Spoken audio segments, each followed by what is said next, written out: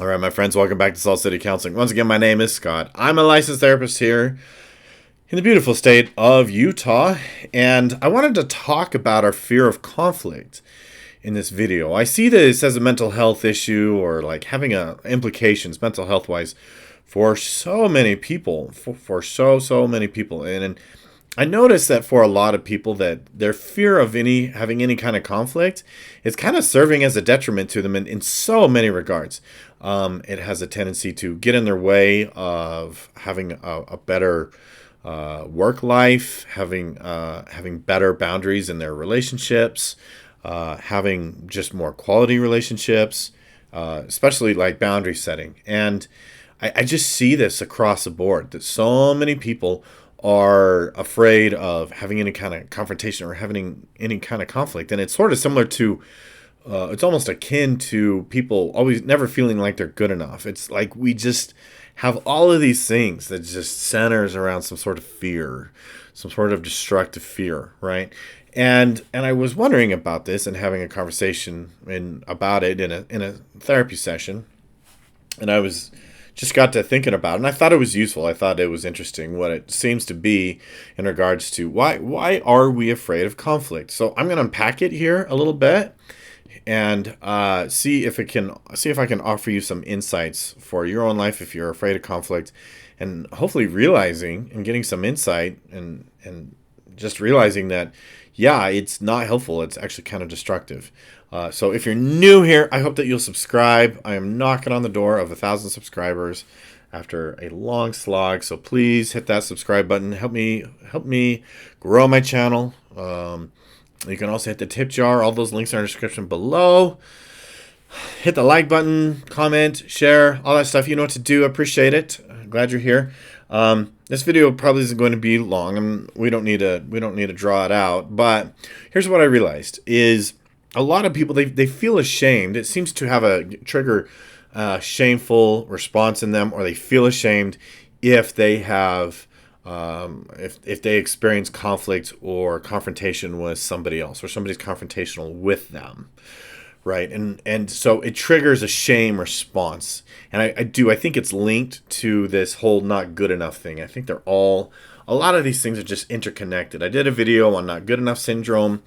It's like there's a cluster of things that I find together these days, like never feeling like we're good enough, afraid of conflict, people pleasing, right? And those things usually are clustered together with like low self-esteem, lack of confidence, lack of identity, lack of self, stuff like that. And so here's what I think is going on with the fear of or the dislike of having any kind of conflict. It makes people really uncomfortable. Like if I get confrontational with you, you might feel really uncomfortable, and you want to quickly get rid of that uncomfortable feeling, right? Like it really makes me uncomfortable, and I don't like it, so I want it to go away.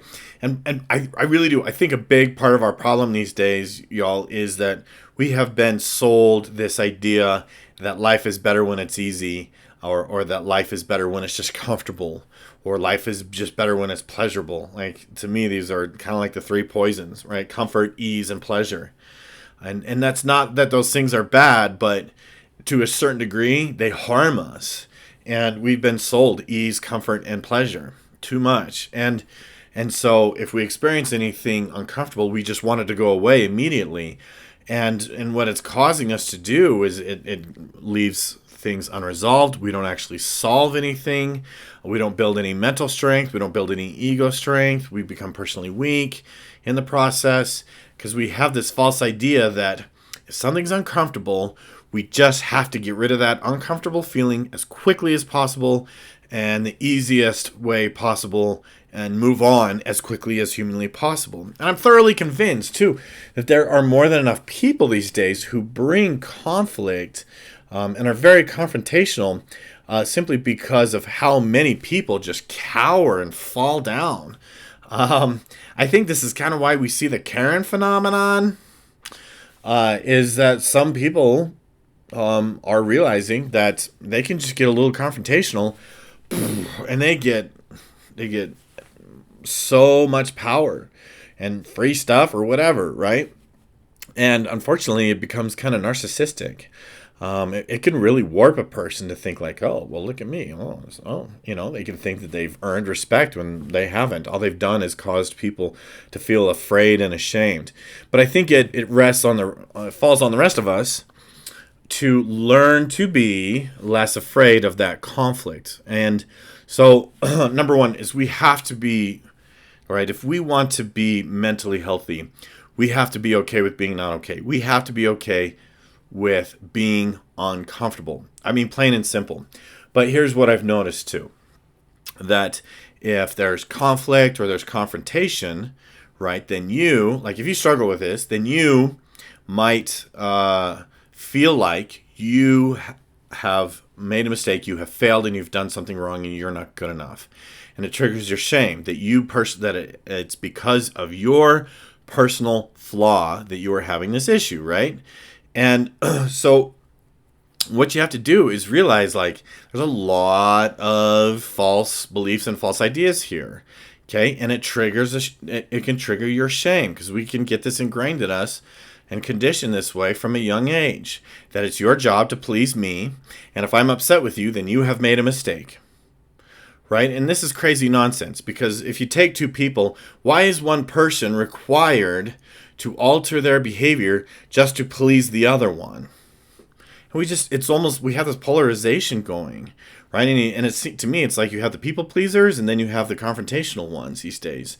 There's very little in between. There's very little happy mediums, right? And they just kind of both keep each other unhealthy, so to speak. And so we have to be comfortable with some level of confrontation.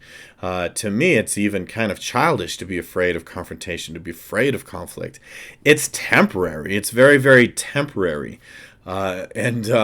Frankly, as a guy, sometimes I even get just a little bit confrontational with other guys, because I frankly am wanting them to push back on me, right? Just a little bit. And I think it's just almost a way to kind of measure somebody, to test somebody, to see where they're at, what they're like, what they can do with it, if we can work through things, if we can't work through things. And and I don't do it very often, and I do it in very small doses, because I just know how low people's threshold is.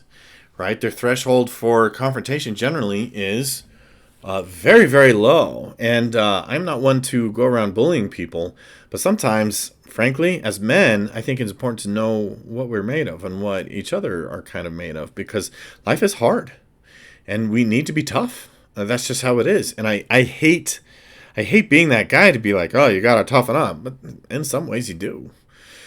You just do. Because if you don't have ego strength, life is just going to kick you up and down the road, right? And those of you who are afraid of conflict, I think you know this, right? That life, and people are just going to kick you up and down the road. So we do ourselves a big favor by looking at this stuff. I did a video recently on insight and awareness and conscientiousness. These three things are your best friend in terms of improving your mental health, improving your confidence, improving your self-esteem, and all of that. So stay tuned. We're going to unpack a lot of this other stuff. Be sure to leave me your questions. If it's in a comment, I may not see it, so you can email me as well. ScottC@saltcitycounseling.com. Thank you so much for watching. We'll see you in the next one.